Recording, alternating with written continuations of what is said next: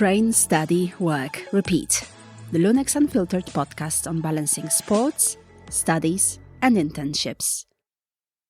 In this podcast, we talk to professional athletes who have a student-athlete status at Lunex. Obtaining such status allows the athletes to flexibly combine their training, competitions, and studies. Hello and welcome to the Lunex Unfiltered podcast, Train, Study, Work, Repeat. And in today's show, our special guest is Roberto Lomba, who is a judo parathlete student, and he's studying physiotherapy in the master's program at Lunex. Of course, there are loads of different achievements that we could talk about, as with all our student athletes here at Lunex. But Roberto, when I asked him, told me to mention three actually important achievements. And the first one is he got a gold medal in a competition organized by European Judo Federation, and he participated in IPSA Grand Prix in Heidelberg and Antalya. Roberto, thank you very much for coming today. Hello, thank you for the great introduction. I really appreciate that. Okay, we're starting well. You already are complimenting me, so I feel better now. I know that you're a very nice person, so I hope it continues like that and you don't get angry with me with my questions, because I have a lot of questions because I'm really, really curious. And sometimes it might be also ignorance. So very sorry if I'm asking stupid questions, but I just don't know how it works all. So we start with, of course, looking at judo. And our listeners are already aware that there has been an episode about judo. We talked to Noah Trapp. So today we're having a different look at judo, let's say from a different perspective and a different person. And first of all, I just want you to tell me, how did it all start? So do you remember the first moment when you said, okay, judo, that's the sport I want to practice? Well, it first started with an invitation from the CDV, which is the Center for Development of Competencies related to the vision or visual impaired people. That would be a translation from French. Yes, I'm impressed because, it's an abbreviation. You need to remember what it stands for and then you need to translate it. But yes, We got it. Yes. And they invited us, or many students of the CDV, to try judo. And I was looking for a sport where I can give it all to practice and to compete. And when I tried judo, I thought straight away that it would be something that I would love to do. So it was love at first sight. Yeah, and also the goal of the CDV, it was not really to have a lot of athletes which would compete, but the first goal was to do an inclusion of the visual impaired people in clubs with people who are not visual impaired. And this approach, I really liked it because I'm really for inclusion. So what you're essentially saying is that you would not enjoy being separated in the sport practice? Well, it depends. If you want to start any practice, maybe you have to adapt and maybe you have to figure out how to best train your athletes with special needs. Therefore, maybe it is good to start only with the visual impaired, but over time you will need to introduce them with other people. It's important for sure. What I see the challenge is the coach, because the coach has to be prepared, right? So just thinking of your career and the coaches you met, what do you think? What is the most important thing they always have to remember when they are training visually impaired athletes? Well, first of all, for every sport or for every athlete, to try to meet the individual needs of the athletes. That would count for every sport and every athlete. But for visually impaired people, it is important to first explain in very detail, because we can't see what the trainer is doing, or most of the people can't see what the coach is doing. So first he explains in a very detailed way what he's doing on a person, and then he does the same technique on the visual impaired person. That is the second step. And then he let the visual impaired person do the technique on the coach or on another athlete. That is the third step. And when he does that for the first time, he gets corrected on what he has to do better for the next time. And then we repeat that.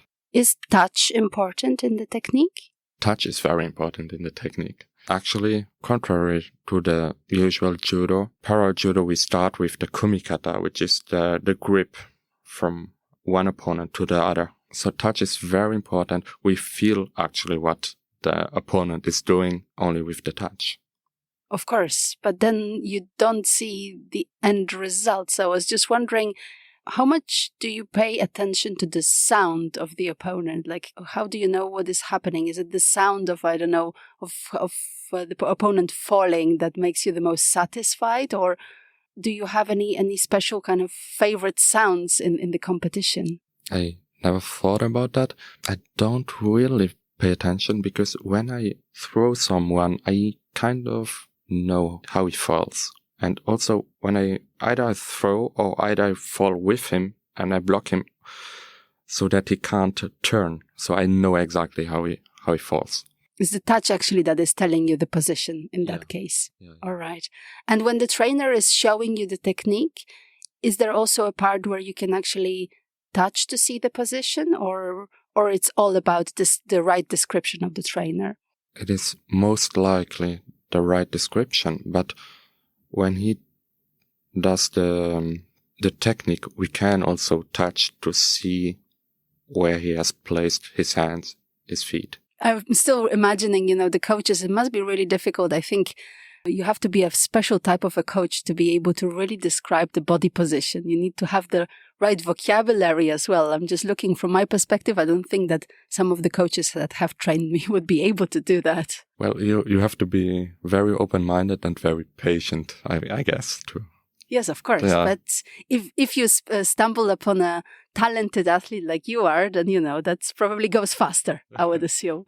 But that's great. So I get the feeling of the training. You said that you had this taster. You said, okay, judo is for me. I want to continue. And then you joined a club, right? So you're training with both visually impaired athletes and athletes without disabilities. Exactly.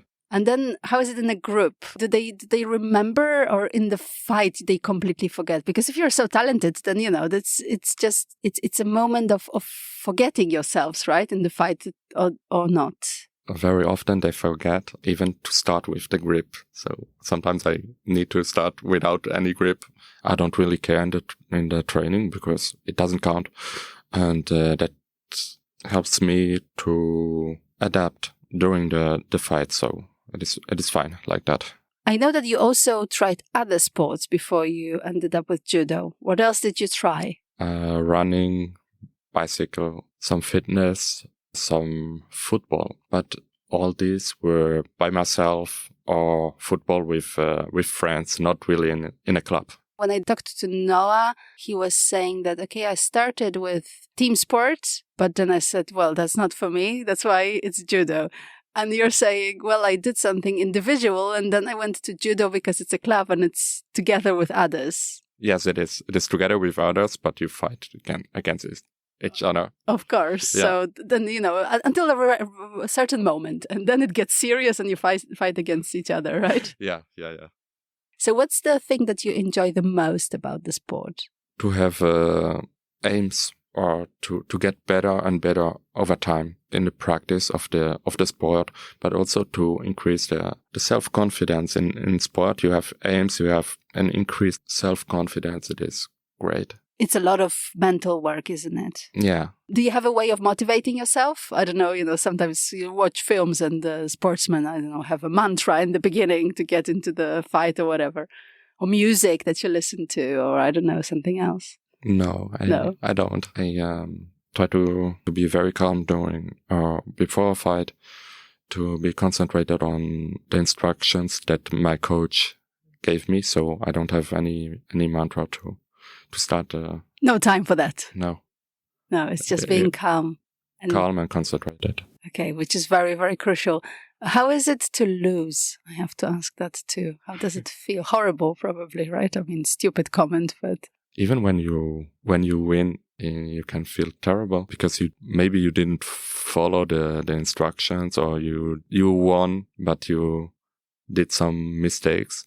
I actually had that when I won the gold medal. I was, okay, I won, but I did some mistakes during the fight. Seriously? Yeah. So the gold medal doesn't cancel the mistakes, unfortunately, right? No. And when you lose and you follow the instructions, well, you actually failed, and maybe you haven't followed the instructions like you had to, but you did your best, so it is fine.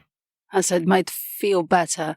Isn't it difficult to follow instructions? It is very difficult. That is why I do some mistakes to follow every instruction, because we actually analyze the opponent before, and so we kind of follow a strategy. And sometimes it is difficult to follow every instruction, especially in the beginning. And during the fight, do you get a lot of instructions, or is just polishing up the situation? How is it? How does it go? Is trainer allowed to shout things during, or this is the moment when you just do whatever you were told before? During the fight is usually the moment where you are most likely on your own, because your coach can shout at you and say something, but you don't really, in the heat of the fight, you don't really know exactly what is meaning with what he's telling you, or at least that is the case for me. Yeah. So the strategy is before the fight, not doing. I guess that's probably is the case for many sportsmen, and it also depends very much on the sports, right? Because it's a short thing, isn't it? It's not like a football game of 45 minutes where most probably you should hear what the coach is shouting. Yeah, and in judo you also hear, but you don't have really the opportunity to implement everything that he tells you. Of course. So we're not going to talk about the rules of judo because Noah has already introduced the listeners to that. So listeners, if you haven't... He's the greatest judoka. Noah. Yeah, exactly. He's a good one. So listeners, if you haven't listened to this episode and you want to know a little bit more about judo, go listen and then you will know more from that side. And I wanted now to move to Lunex because, of course, we're meeting at Lunex. We're talking about your studies a little bit as well. You're studying physiotherapy, right? So how did it start? Why physiotherapy? Well, I love sports since ever. And I also love to help people. Obviously not the opponents. That's, sorry. That's another story. Yes. It's just interesting, that you can have those two. It's a different context, right? So it's a context of competing, but in general, you as you said, you love helping people. So you wanted to also implement that. And physiotherapy fitted very well, I assume. Yes. I can help the opponent after the fight. It depends how damaging the fight was, of course. Yeah. Right? Yes. Okay. So physiotherapy, I know other ways of helping people. Well, actually that.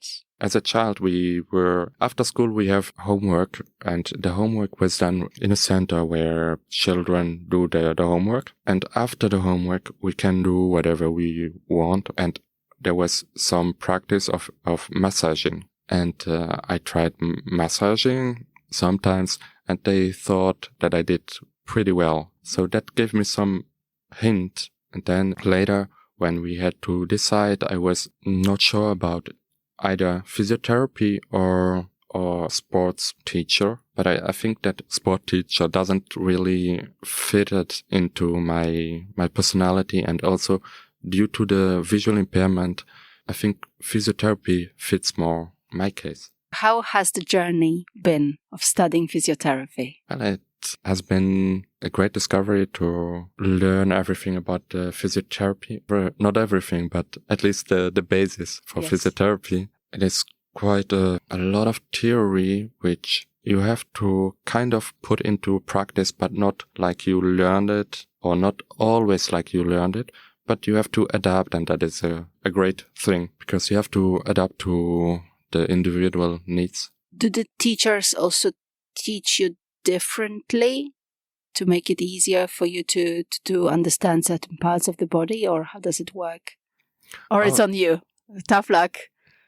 No. Actually, we figured it out together how to best teach me. For example, for a technique, either mobilization technique or massaging technique, any technique, they show it on me. So I'm the patient and they show how to do it so that I can feel it. And then I have to practice with other students. So that was a way we figured out together to explain me how to do it. For me, studying is also a lot of text that you have to memorize.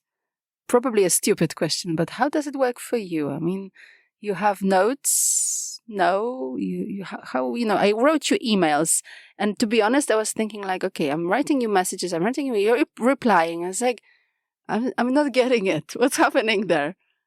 What is the support you get actually as a visually impaired right now with the technology? I have a video loop, which is a screen, and below the screen you have a sort of table, and you can place a sheet below the table, or a sheet or a tablet on the table, and you see in an augmented version the sheet, or what is on the sheet, or what is on the tablet on the screen. You can zoom the sheet, and in some video loops they also read what you have on the sheet or on the tablet. And then the video loop has also a camera with which you can watch what is on the table where the teacher is writing. But watch, so does it mean, I did not ask you in the beginning, but does it mean that you see a little bit? Yes, I see a little bit. Okay, because I was actually impressed because you are all the time keeping eye contact with me. It's like, how do you know where I am? So, okay, all right. That makes sense. Which also reminds me, before we continue with studying, in para judo, there are also categories, right? For visual impairments. It's you don't compete all together if we're talking about competitions or not. Yes. There's actually a classification, J1, J2. If you're J1, you are blind or very, very visually impaired. And if you are J2, you are very visually impaired, but not as much as J1. Which, makes sense. I remember I had a chance to talk to some scientists who are working on a project with wheelchair basketball. And it was really interesting for me to learn that in wheelchair basketball, the players have points, let's say. When you're composing a team, the team has to have an average of certain points, exactly because of differently abled players, right? So that you have the level more or less, because of course it's sports still, right? Yeah. It's about winning. Yeah, so you have to adjust that too. Okay, so we have those visual loops, as you said, and then they read, then they show you and everything, and that's how you probably learn all the stuff that you need to learn to pass the exams and everything else. You are right now in your 5th year? Exactly. Yeah, so you're supposed to probably prepare a thesis or something like that, or? Yes. Yes, how's it going? Next question. Yeah. Okay, we can leave it there. The listeners, if they're interested, they can always contact you and ask you a private question. And we'll jump to something else, because I also know that part of the LUNEX experience is also, having a chance to do internships, right? And at different stages of your studies, you did that. So can you tell us a little bit about the internships you've done and the experiences you've had?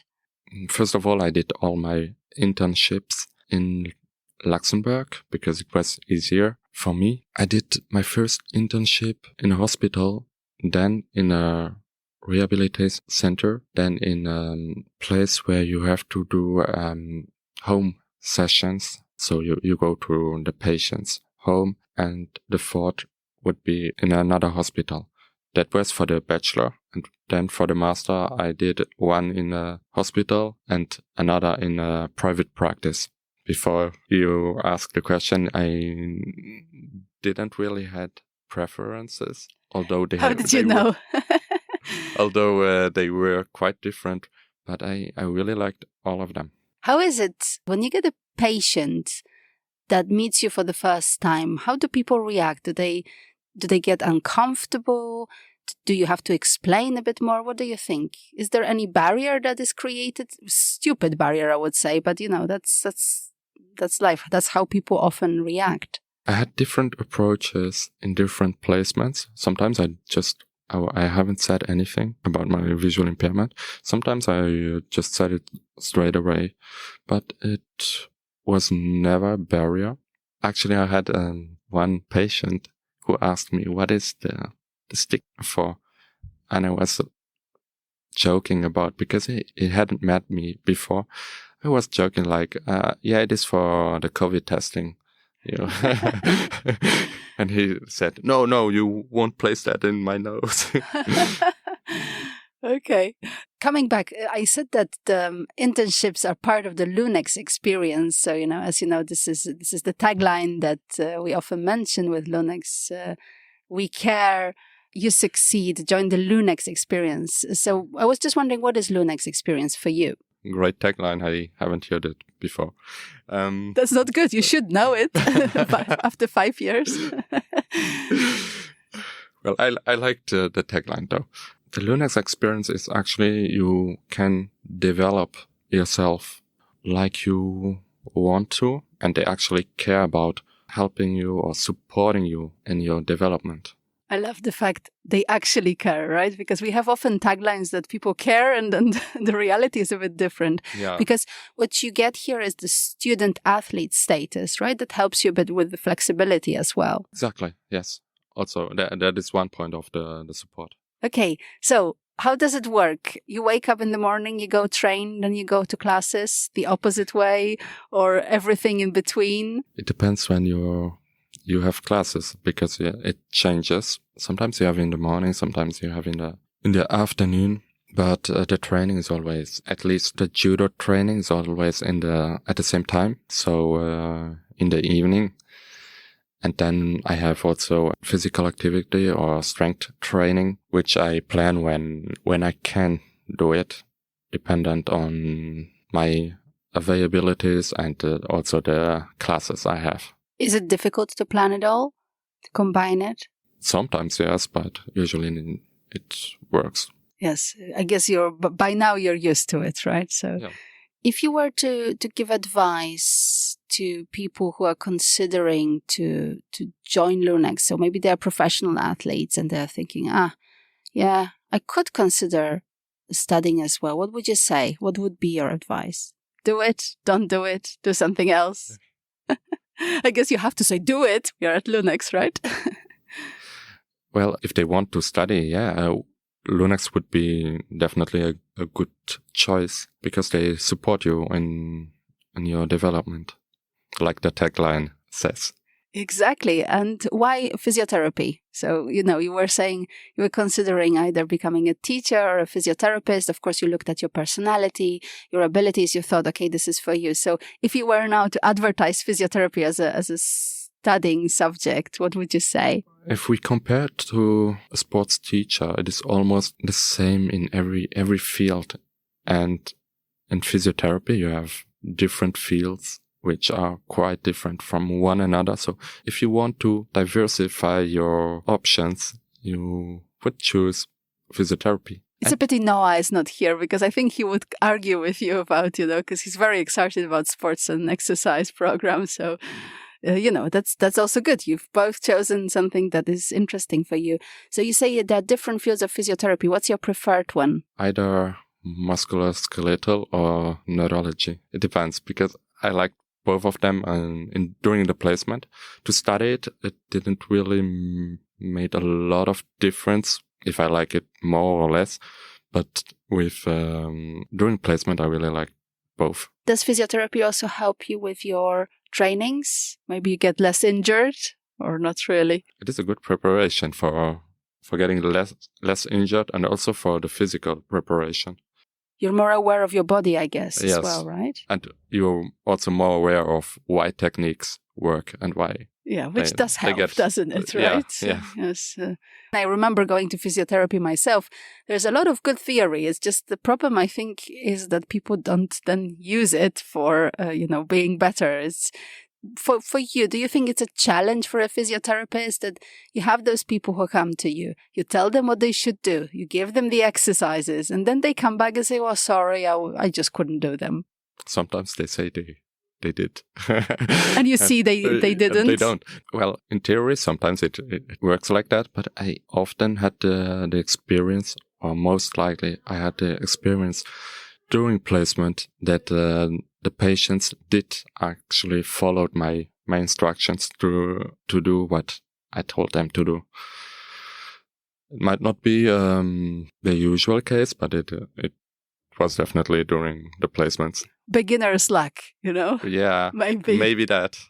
Maybe that, or maybe you just have that, amazing quality that not all physiotherapists have to convince people enough. I also tried not to give too much training. So it is better to do one exercise than not to do 3 exercises, I would say. And what do you think about using technology in physiotherapy? Are you more in favor of, human interaction, or do you think all the possibilities of, I remember some gaming parts of physiotherapy where you're supposed to score something when you do it. Is that good or not? What was your opinion? I think that the gaming part and the technology part has definitely a good influence into physiotherapy. And with the evolution of the technology, we will not get around it. But I'm more about manual therapy, at least because I really feel what I'm doing. But the combination of both would be maybe the best. So remember, listeners, if you have a chance in the future, you might get a combination of both from the physiotherapist, soon to be, Roberto. But I just wanted to finish with that because I said soon to be. So obviously we have to talk about the future. So what are your long-term plans? I'm not quite sure about it yet. First, I have to focus on achieving the masters, and then I will see. Okay, I didn't want to say that, but you've noticed probably that I went around the subject of the master, right? But it's somewhere there. So I guess, yes, we start with that, and then we'll see. And of course, good luck with all the competitions as well. I hope some listeners will be watching the space and seeing how it is to get another great achievements and great prizes. And thank you so much for talking to us today. Thank you. It was my pleasure. Bye. Bye. Train, Study, Work, Repeat is a Lunex Unfiltered podcast produced by Silex.